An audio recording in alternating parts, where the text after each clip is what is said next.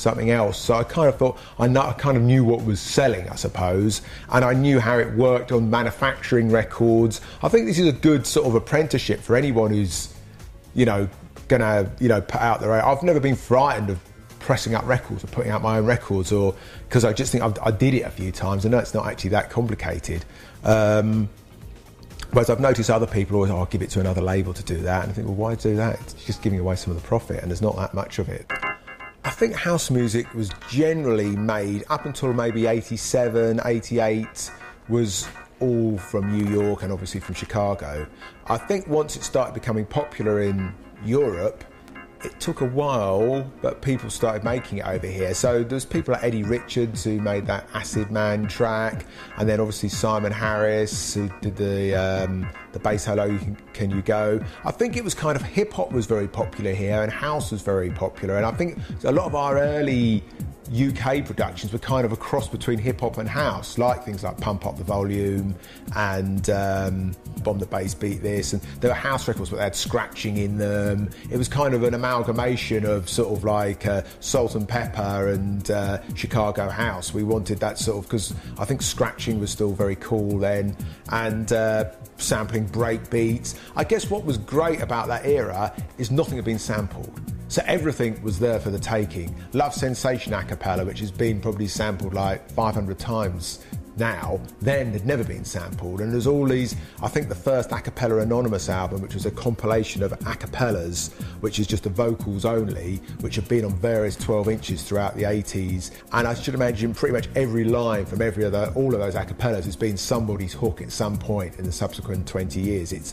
So it was a fun time, and I suppose there was no rules about sampling. So no one knew that, if I sample this, I'm going to have to clear it. There wasn't any clearance rules. Those were made up over the following years. So people were sampling a big bit of Michael Jackson, and for a while they were getting away with it because nobody really knew what was the protocol here. We don't know, So the major labels, after a couple of years, they said, well, actually, you can't sample Lou Reed without paying us for it. But it was a sampling sport, I suppose, for those early years, and. It was. I think there was people like Rhythm King were one of the first labels to actually say, well, actually, why don't we've got Tim Cinnamon who comes in every week, and Mark Moore who comes in every week and plays with the new imports. Why don't we put them in the studio with an engineer and see what they come up with themselves? And that was, I think, the start of the DJ making records, as opposed to just being the DJ mixing together other people's records. So I think that's what stemmed from Chicago house, which I suppose was mainly made by DJs, is British DJs and European DJs started making their own records, and I suppose they were tailoring them more to a European audience. So whereas I suppose those early days of Chicago house, we lapped it up. Those records weren't made for us, but we loved them. But then once we started making them, we were sort of, and that's things like the Belgian New Beat and some of those early sort of productions from mainland Europe. They were tougher, they were more electronic, they were more white, because that's what the people who were making them were. We were making what we are, I suppose. In the early 80s, around the Essex area, there was actually quite a lot of good clubs happening. There used to be a thing on a Sunday night called the Embassy Suite. There used to be DJs there, a guy called Gary Soul. Bob Jones used to DJ there. And that was more like a soul, jazz, funk, but it was good music, quite a good crowd. I mean, that wasn't a commercial night at all. That was a music heads night. And I used to go there sometimes. Well, I can't say I used to go that often because it was Sunday night, you needed to drive up there and whatever. And this was kind of before I had a car and whatever. So it was only something I could only go to if I could convince someone else to go drive, which is often the way back then. And my Bible in those days was James Hamilton's column. That used to come out every Thursday, and I'd buy that, and I'd also listen to the radio a lot. I was a radio, more radio than clubs, I suppose. I mean, not that I've always enjoyed going to clubs. There's another place near me called the Tartan House, which I used to go to, which used to be in the middle of nowhere, in Freighting, a place called that. And that used to have good nights as well. Though some of those nights always had a reputation for being a little bit moody, which always used to have sometimes I'd have a problem with convincing people to go because didn't someone get their teeth knocked out there last week or something? So I used to listen to the radio a lot, people like Robbie Vincent and anything I could tape, because once I had this FM music centre, I could actually tape off the radio. So I used to like listening to Tony Monson on Essex Radio. And then James Hamilton's column, I used to read about the things and you'd maybe hear them on the radio that weekend. And I think maybe that's why I've always, with my productions, always wanted things that sound good on the radio as well as sounding good in a club. Because I think there's some records which are great club records but aren't great radio records. And I think the best records, I think, are good on both, But it wasn't until probably I came up to London that I started probably going out more and meeting more people who are like-minded musically.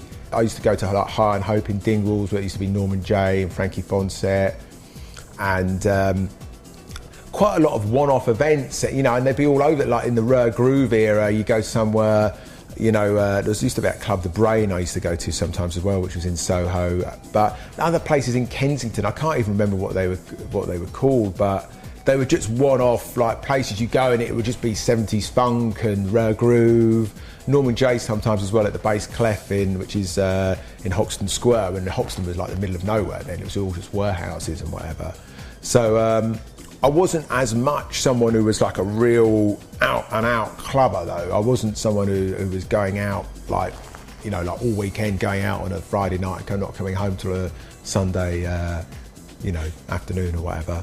But I mean, I went to the Hacienda quite a few times in that late 80s era because, we had brought over Blaze and other acts, so we would travel around, so that was a good way of seeing what was going on, in different places. And, because you can get if you live in London and go out to London clubs, you can get quite London-centric with your attitude. So it's interesting going outside London and seeing that sort of like what you thought was a massive record actually isn't really that popular out in reality, So I've always tried to, remember that sort of like in the same way as HMV Oxford Street isn't typical of HMVs in the rest of the country, So it's we're spoiled in lots of ways here.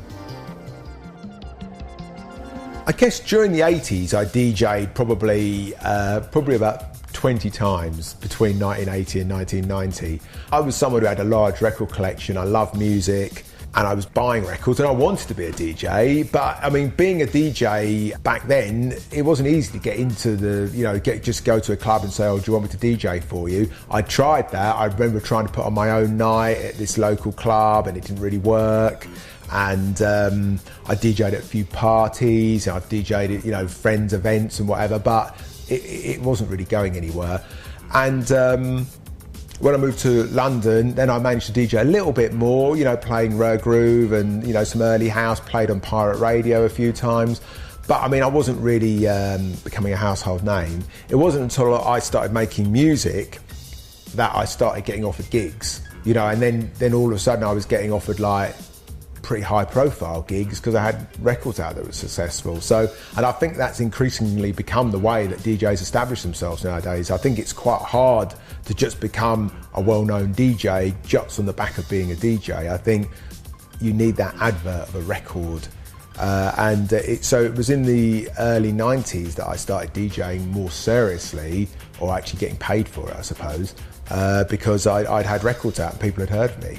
So I think, that's when a promoter feels confident putting your name on a flyer, and you think, people have heard of this guy. Whereas you can be an absolutely incredible DJ, but if people haven't heard of you, why are they going to come and see you? That would be the logic that a promoter, I suppose, would use.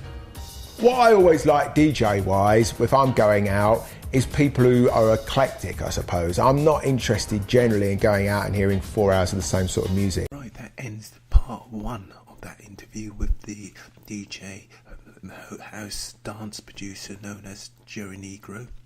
His real name is Dave Lee, and we're going to be doing part 2 next week.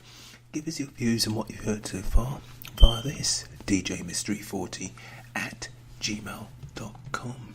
Hi, my name's Junior, and you're listening to the Electric Soul Show. I am a regular listener to the show, and to be honest, I'm hooked. Enjoy the music.